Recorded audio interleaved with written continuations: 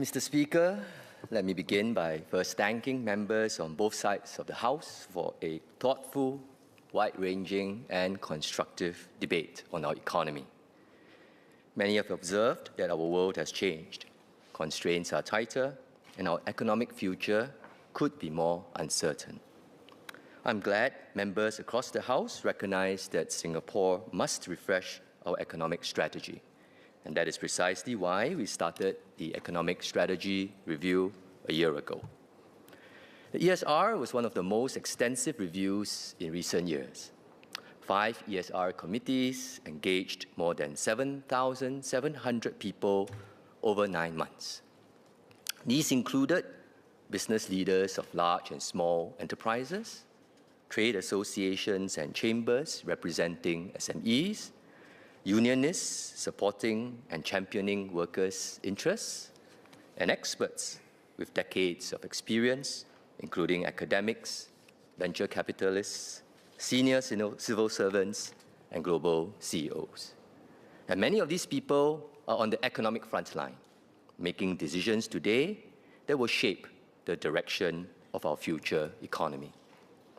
The ESR was a collective endeavor by all these Singaporeans. And this is how we were able to produce a comprehensive blueprint grounded in experience and reality.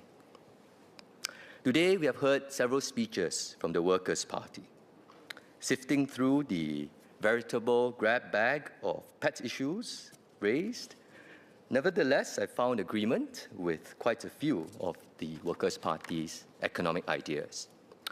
For instance, there were suggestions on how to better support our SMEs and startups and build a stronger base of local companies. These goals are not in dispute, and the ESR report sets out specific recommendations, whether on more broad-based support for overseas expansion or nurturing the next generation of Singapore global enterprises. While we can debate the details, it is clear that the suggestions from the Workers' Party are not so much a different economic playbook, but instead very much in line with the direction of the ESR. So we have considerable common ground. We do want an economy with dynamic local enterprises and good jobs for Singaporeans. There are some differences over the means of achieving these goals, but there is no need to overstate these differences. However, there is one significant difference we need to address, and this is in how we understand Singapore's economic model. From the speeches I've heard, the Workers' Party appears to believe that Singapore's economic model is imbalanced and needs to be fundamentally reoriented. They have portrayed Singapore as a place where MNCs create wealth, and there's some Faustian bargain where SMEs are held down, and Singaporeans receive the benefits through redistribution. I disagree with this characterization. And this is not an academic disagreement, but one that is crucial to the policies that we will pursue.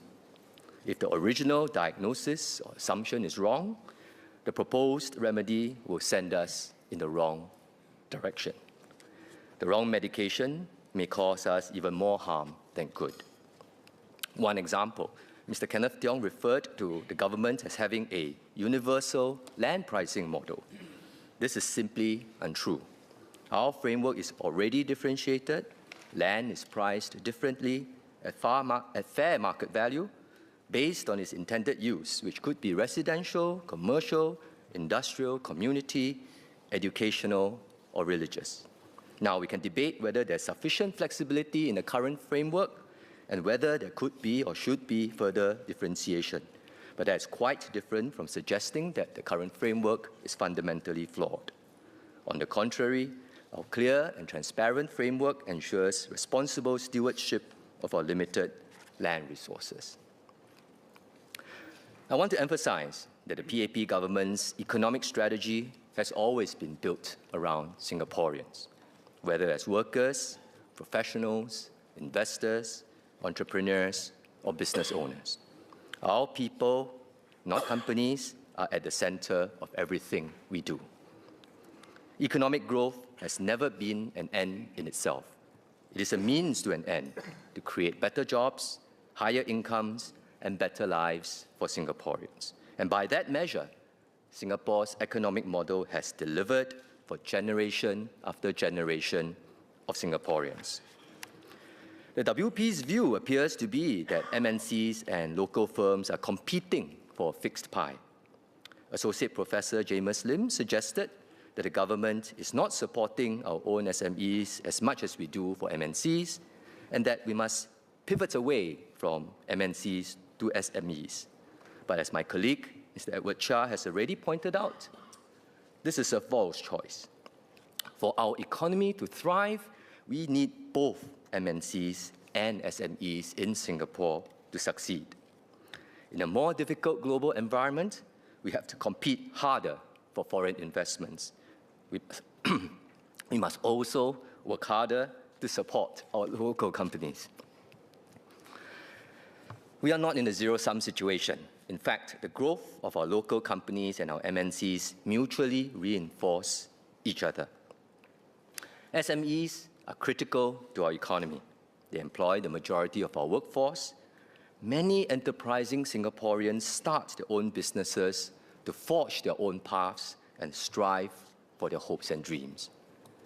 Senior Minister of State Low Yen Ling has spoken in detail about the robust support system for SMEs. And then Minister of State Dinesh Vasudash shared how we have built up our startup ecosystem over the years. I will not repeat what they have already covered. But very few countries support local companies like we do here in Singapore. Every year, the government provides nearly $2 billion in direct grants and loans to our local SMEs to build stronger capabilities, embark on new projects, and compete successfully in global markets. Not all of these schemes are fully utilized today. We can do more to help our companies make fuller use of the support available. And if demand for these schemes grow because more companies are stepping up and making use of them, let me state for the record that the Ministry of Finance stands ready in support with more resources. Of course, if this was just about spending more money, we would already have many more world-class companies. But many of us understand that building a company is very hard. Mr. Mark Lee and Mr. Azhar Othman have spoken passionately about their experience as business leaders themselves, and also in their roles now supporting SMEs. Building a business requires many factors: stronger leadership, deep technological capabilities, access to capital and talent, and the confidence to venture overseas. That is why in 2018, we reorganized agencies in the Ministry of Trade and Industry, the then Ministry of Trade and Industry, to form Enterprise Singapore, a new statutory board with a clear mission to support our local companies end-to-end: capability building, innovation, financing, talent, internationalization. I had the privilege to serve as the first Managing Director of Enterprise Singapore. My colleagues and I were deeply motivated by our mission. We made it a point to use Singapore-made products in the office. Locally made coffee and tea, chairs and cushions, even the snacks in our vending machines. As a small reminder every day that our mission was to support and champion our local enterprises.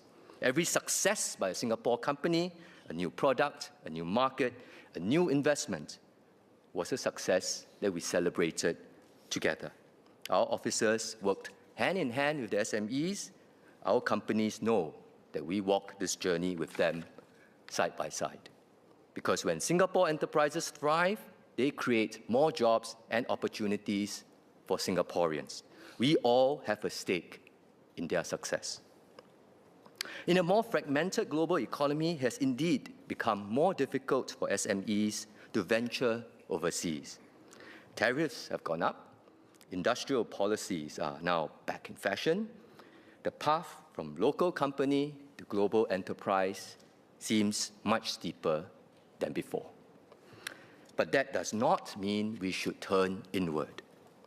The WP asserts that if external markets become more uncertain, we should retreat and rely more on domestic demand. This is unrealistic. Our domestic market is simply too small. Mr. Mark Lee, who leads the Singapore Business Federation, pointed out that domestic demand cannot be our primary engine for growth, and I cannot agree more. The answer is not to turn inward. It is the reverse, to strengthen our companies to compete more effectively in more overseas markets with greater resilience. This is why, following the US Liberation Day tariffs last year, we set up the Singapore Economic Resilience Task Force, chaired by Deputy Prime Minister Gan Kim Yong, to help our businesses adapt. Many companies have benefited from our efforts. For example, Castlery, an online furniture company with 70% of its revenue from the US, has diversified its manufacturing base with Enterprise Singapore support. In fact, Castlery has pivoted so well that it has recently opened up its first brick-and-mortar store in New York City, which I hope to visit soon. Even as we redouble our efforts to support our local companies, we must not forget that MNCs remain important to our economy. MNCs are attracted to Singapore not just because of the incentives we give, but because of our entire ecosystem, our capabilities, our workers, our SMEs. Mr. Saktiandi Supat spoke in detail about how, in turn, MNCs generate positive spillovers for the economy. When global companies set up deep capability here, a research center, a regional headquarters, an advanced manufacturing line, they do not simply occupy space that local companies might otherwise have filled, but they bring in resources, capabilities, and technology we do not yet have. And this includes artificial intelligence capabilities, which would take us years to develop on our own. Many of our local companies grow and succeed because of their relationships with MNCs, and not in spite of them. For example, Sunningdale Tech is a Singapore precision engineering company which started off as a small-scale manufacturer of plastic products, and it has grown to be a large company alongside its blue-chip clients like HP, Illumina, and Dyson. When I attended a major industrial trade fair last year, I was proud to see many more local manufacturers, smaller than Sunningdale, but ready to grow, showcasing their innovations and products to a global audience. Just as importantly, global companies create good jobs, high-skilled, high-paying jobs. More than 2/3 of senior management positions in MNCs in Singapore today are held by Singaporeans. These often have regional or even global responsibilities, which means Singapore can have a greater influence in economic decisions beyond our small size and population.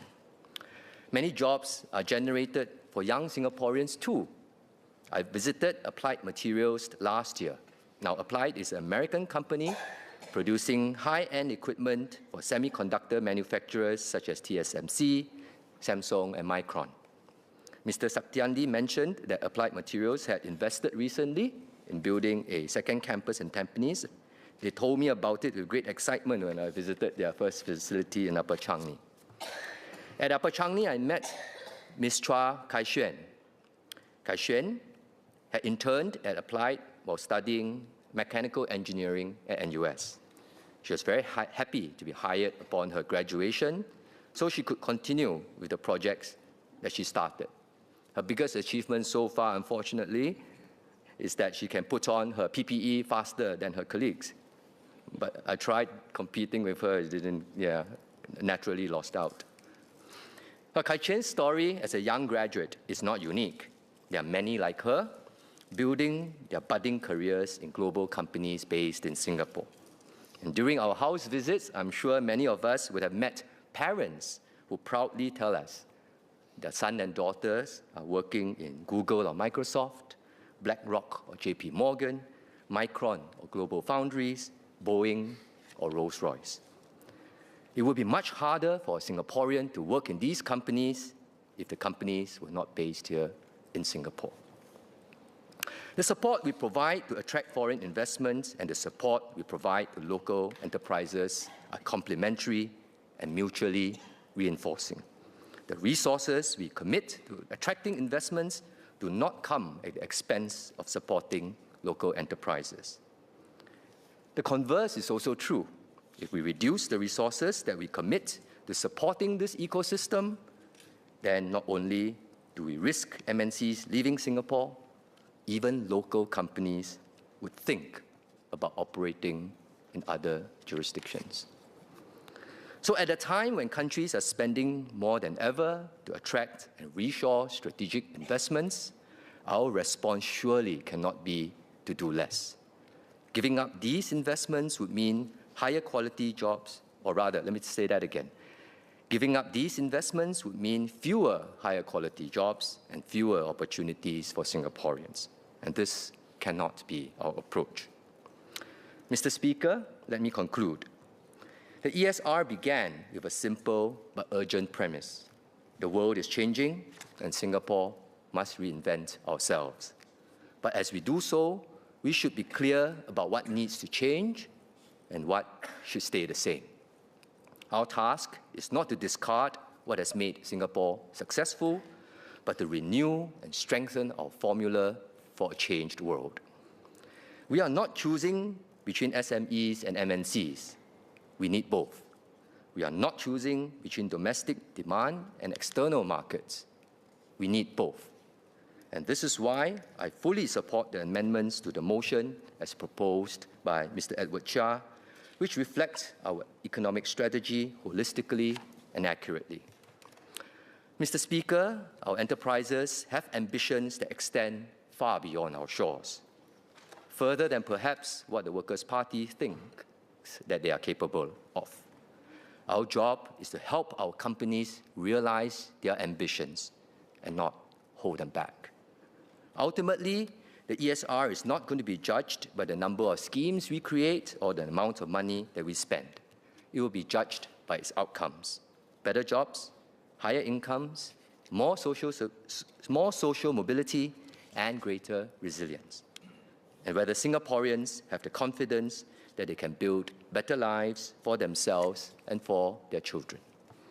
And this is why it is so important that the ESR is a whole-of-society effort led by the new generation of business, union, society, and government leaders who will collectively own these outcomes. Mr. Speaker, throughout our history, whenever the world has changed, Singapore has adapted. We have stayed open, we have continued to build our capabilities, and we have always invested in our people. This is how we have earned our place in the world, and this is how we will continue creating opportunities for ourselves. Mr. Speaker, I support the amended motion. Thank you.